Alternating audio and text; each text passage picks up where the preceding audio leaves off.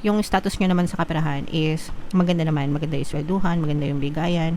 And for some of you guys, parang binibigyan pa kayo ng chance ni universe para magkaroon pa kayo ng dagdag income. This is financial gains, guys, no? So, pwede magkaroon ng iba pang opportunity sa inyo, lalo na kung masipag kayo, guys. Bibigyan kayo ng chance ni universe na magkaroon ng additional income, additional source of income. So, pwedeng side hustle ito, racket, ganyan.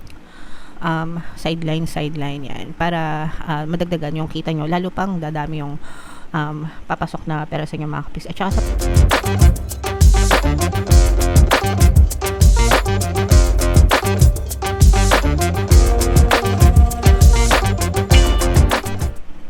hello guys, hello Libra, welcome back to Pinay Pixie Tarot. Ang pamagatang episode natin for tonight is mid-month kapalaran para ngayong April 16 to 30 para sa Libra, Sun, Moon, Rising, Sign, and Venus.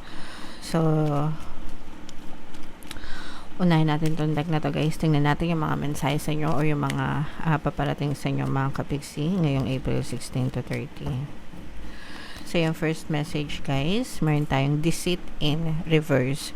So, magandang energy ito, guys, kasi ibig sabihin, kung naloko kayo dati or naluloko kayo dati, nawawala na yung ganong klaseng energy sa inyo, mga kapiksi, okay? Kung ikaw naman yung naluloko, tinitigil mo na rin yon. So, depende kung sino ka dun sa dalawa. But, ibig sabihin nito, nakakalaya na kayo, guys, sa mga panluloko ng ibang tao. So, you have to protect yourself always. Sabi nga nila, guys, walang manloloko kung walang nagpapaloko. So, definitely, guys, kailangan nyong protektahan yung sarili nyo para hindi kayo mapagsamantalahan ng ibang tao. Another message sa inyo, guys, we have the Garden and the Gate in reverse. Ito'y positive, mga kapiksi, kasi ibig sabihin nito, handa na kayong lumabas ng inyong comfort zone, handa na kayong mag-try ng mga bagong adventure, mga bagong opportunity sa buhay nyo, mga kapiksi.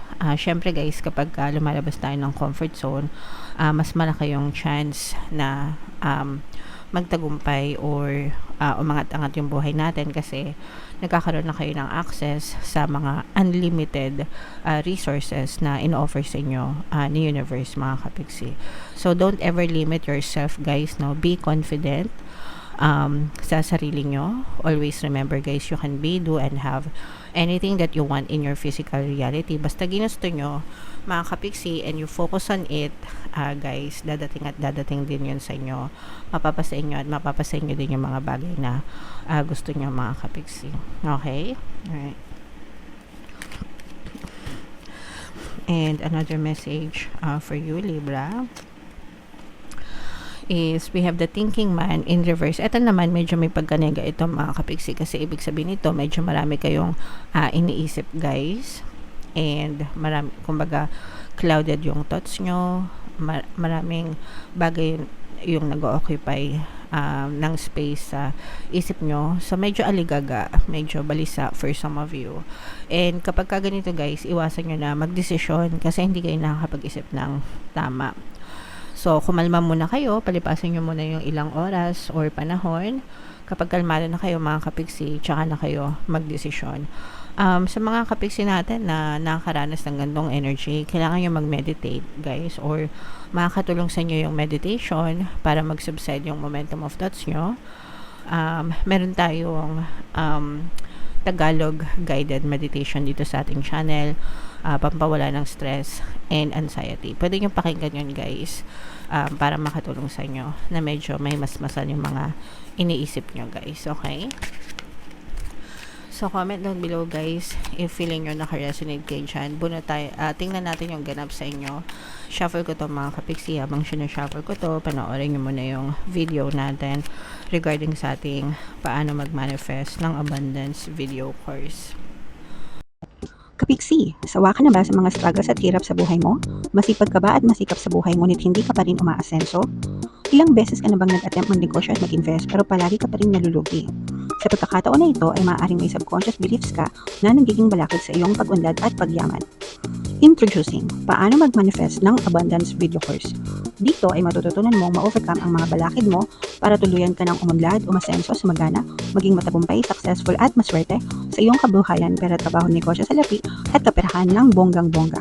Dali, mag-send na ng email sa pinoypixie@gmail.com at simulan na ang iyong pagyaman ngayon. Alright, so sa lahat ng gusto mag-avail ng course guys, naka-flash sa screen nyo. Una, meron tayong paano mag-manifest ng abundance video course. Meron din tayong paano mawala ang third party at magkaroon ng harmonious na relationship. And meron din tayong paano pabalikin si ex, revised breakup. So sa mga interesado guys, mag-send lang kayo ng email sa pinoypixie@gmail.com. So, ito guys, this is both negative and positive mga kapiksi. Libra, kayo ay represent ng Queen of Swords sa ating spread.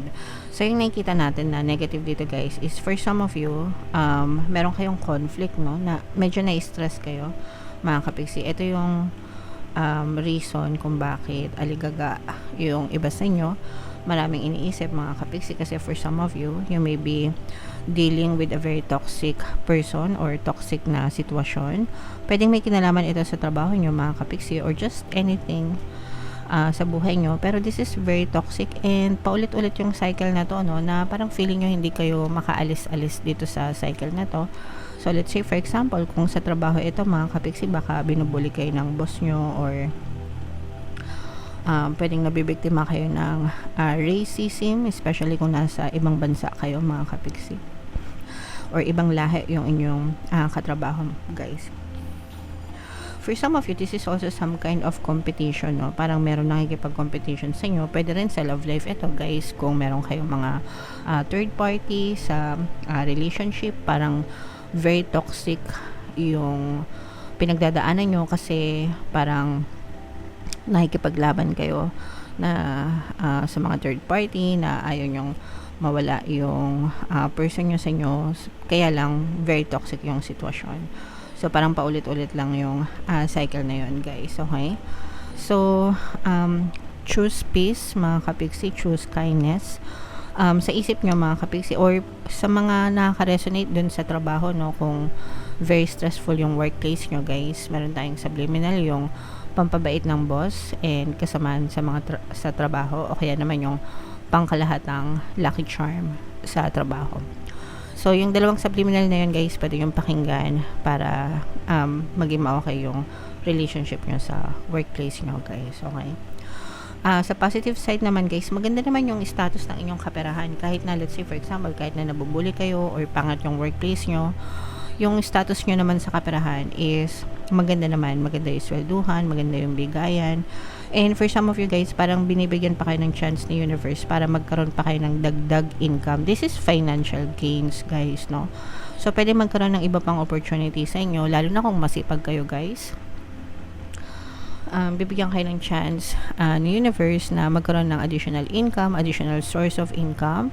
So pwedeng side hustle ito, racket, ganyan. Sideline yan para madagdagan yung kita nyo, lalo pang dadami yung papasok na pera sa inyo mga kapiksi at saka sobrang sipag nyo mga kapiksi. And for some of you, parang hindi kayo nag-iisa, no? Maaaring may tumutulong din sa inyo. So let's say for example, baka sa pamilya nyo nagtutulungan kayo mag-anak or mga anak mo tinutulungan ka, so tulong-tulong kayo mga kapiksi. So hindi ka nag-iisa, kaya ito super blessed ka sa pera guys. So i-mine mo na to sa comment section mga kapiksi. Mine kasaganaan, financial gains, more income, more money, okay guys. And for some of you guys, this is also a very good time for you to relax, no? Lalo na itong season na to kasi bakasyon, so maraming nagbabakasyon, nag-unwind, nagte-travel. So if isa kayo dyan, mga kapiksi, samantalahin nyo para medyo makahinga-hinga kayo ng konti, mabawas-bawasan ng konti yung inyong stress. Ayan, no, this is abundance of money, wealth, and riches talaga. Tulong-tulong kayo ng pamilya mo mga kapiksi para ma-achieve nyo itong kasaganaan na to guys. And kung meron yung iba naman sa inyo guys, kung merong kayong, kung namumroblema yung iba sa inyo, parang sinasabi dito na konting tiis na lang and kumbaga parang mag-save kayo kahit na gaano kahirap ng buhay. Kahit 20 pesos lang sa isang araw or whatever, parang sinasabi sa inyo dito na mag-save kayo kasi malaking bagay yung madadala niyan sa inyo in the future. Guys, it doesn't matter kahit magkano yung masave nyo sa isang araw. 10 piso, 20 peso, 50. Pag pinagsama-sama yan mga kapigsi, malaki yan, okay? So, practice the art of saving and money will save you in the future, guys, okay? So, yeah, comment down below mga kapigsi if feeling nyo naka-resonate kayo dyan sa mga messages na yan. Itong abundance of money na to, guys, itong mga financial gains na to, yan, mga extra income, dagdag income, mind nyo na yan, guys, sa comment section kasi deserve nyo yan. Yan yung mga very positive energies na nakita natin para sa inyo mga kapigsi. So, tingnan natin yung additional message, guys. Bunot lang tayo ng isa pang card dito para sa inyo. Libra. So, ito, guys, this is a negative energy kasi for some of you, parang feeling nyo, parang nalulungkot yung iba sa inyo, especially, guys, kung nasa ibang bansa kayo. Ito, kung nasa ibang bansa kayo, guys, parang this is given kasi homesick, di ba? No, homesick kayo, nagsisikap kayo, tsaka yung, saan na ba yun? Yung nakita nating energy dito na sabi ko nga, 'di ba, parang nabubuli kayo sa workplace nyo, ganyan.